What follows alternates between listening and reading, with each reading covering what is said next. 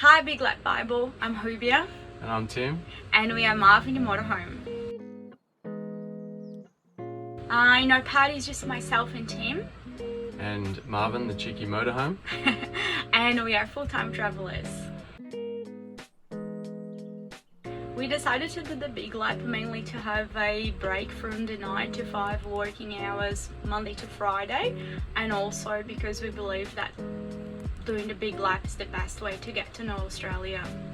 And 2-week holidays just aren't long enough, so we thought we'll do a big one. Yeah. We are currently at Litchfield National Park in the NT, and we left Melbourne in January, and we have been doing travelling along the coast through South Australia, Western Australia, and now we are in the NT. We have a 1994 Winnebago. Ford Econovan. A Ford Econovan Winnebago. Very powerful. Not really, it's very slow, but we are not in a rush. Alright, so I'll give you a tour of our motorhome setup.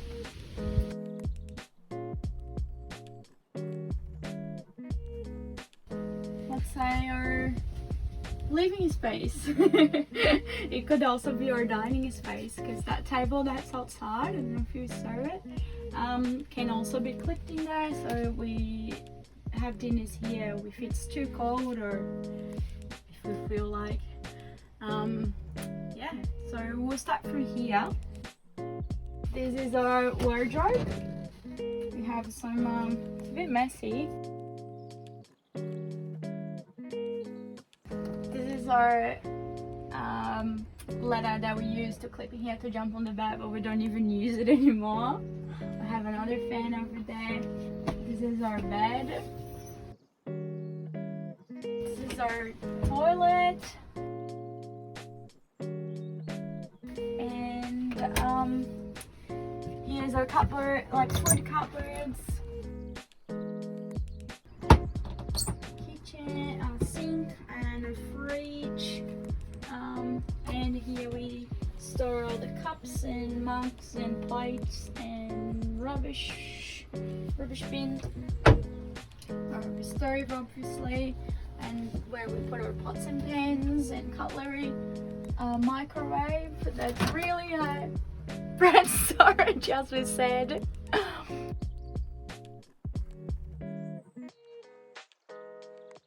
Here we got all the buttons, the Veda button, the hot water system button, and the water pump button. The setup was mainly all done by Tim, and I'll show you his great work. Here is our 200 amp hour battery and all the controllers. Here we put our food, like the the storage, the leftovers. That's our inverter. It's a 1600 watts inverter. Hot water system. And the hose for our external shower. And that's about it, I reckon. I'll show you outside too.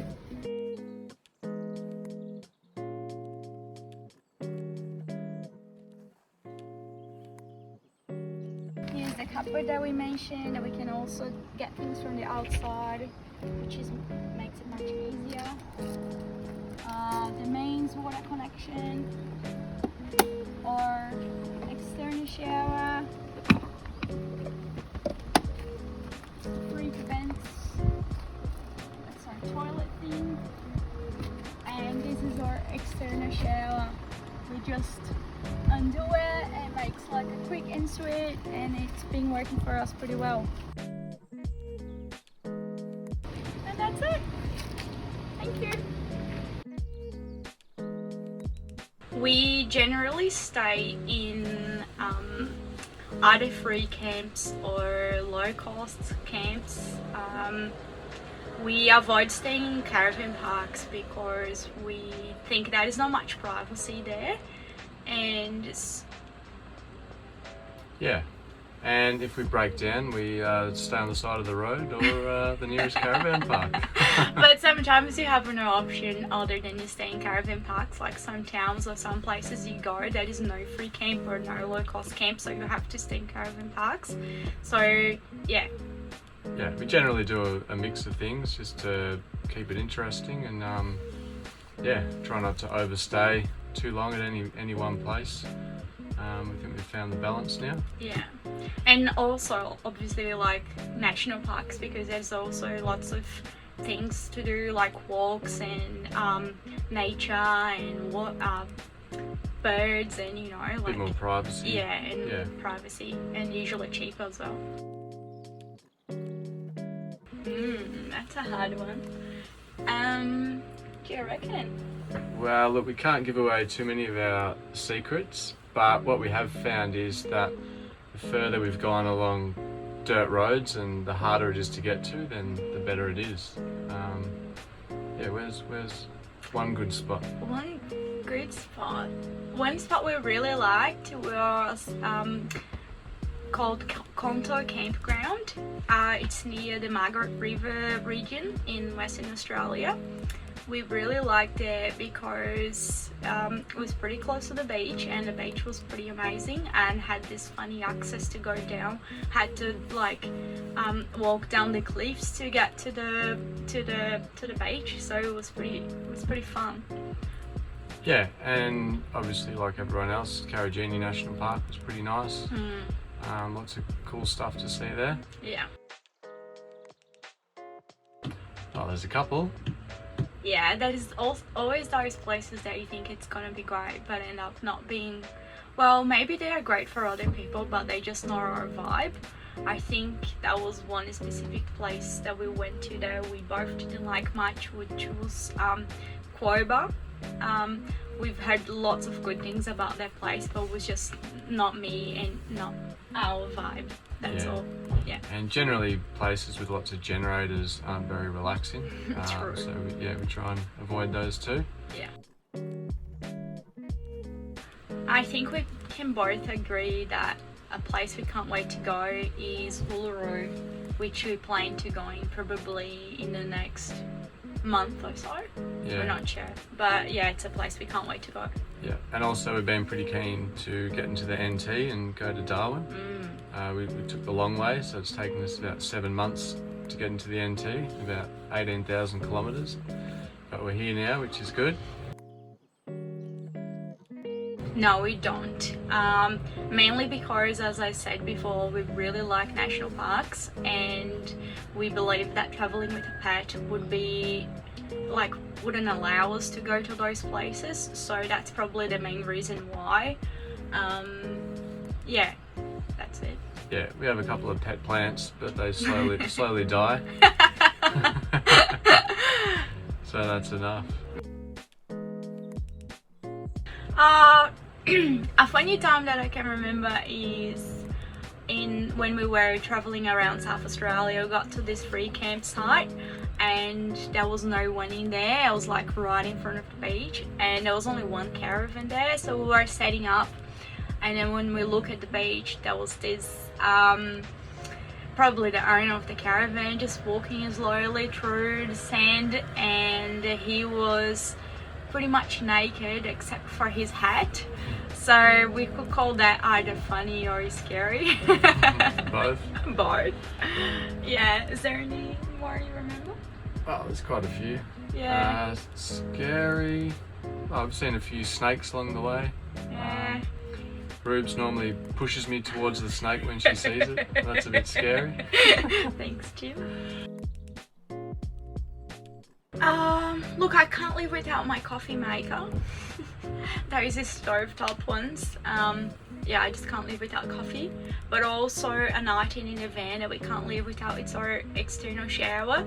I think every time like we drove for hours, very hot and sunny and sweaty, and then you set up somewhere, mostly free camps, and then you get there, the best thing in the world is just to have a shower. Even if it's cold shower, it's just great. Yeah, freshen up and feel back to normal. Yeah. So Tim and I saved for about 10 months, I guess, everything we could. And we also plan on doing some work when needed. Yeah, Yeah, that's it. that's about it. So we blow the budget every week. Let's be honest.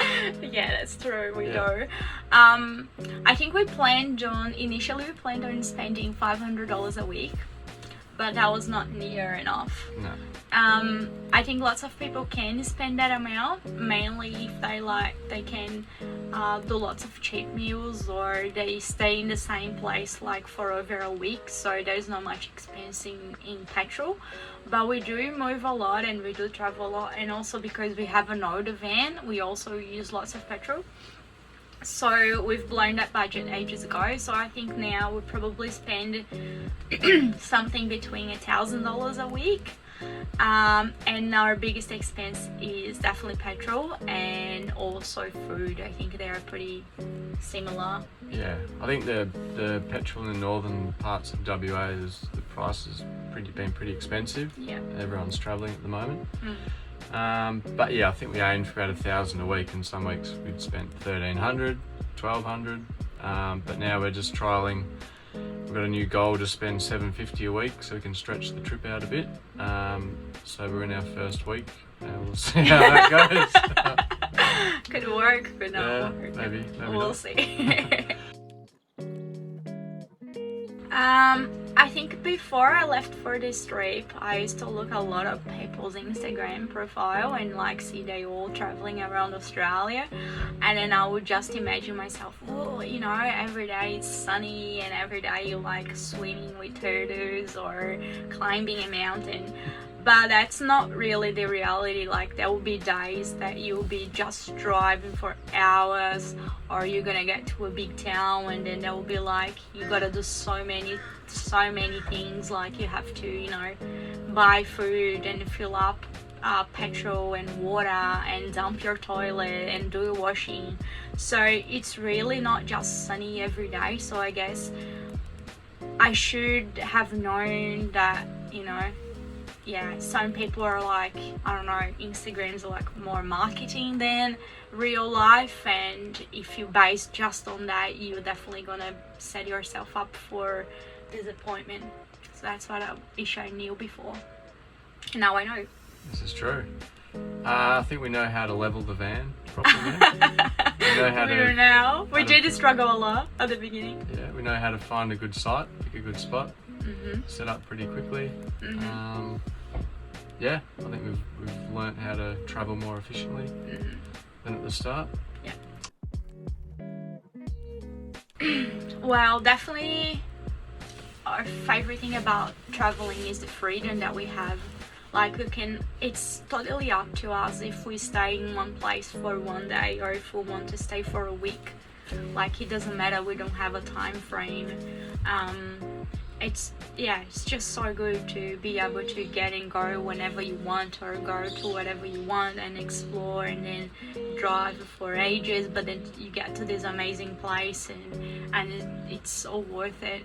I think, the best thing for me about traveling is the freedom.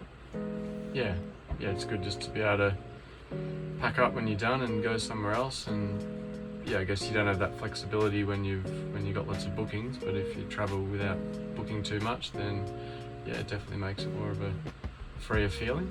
That's true.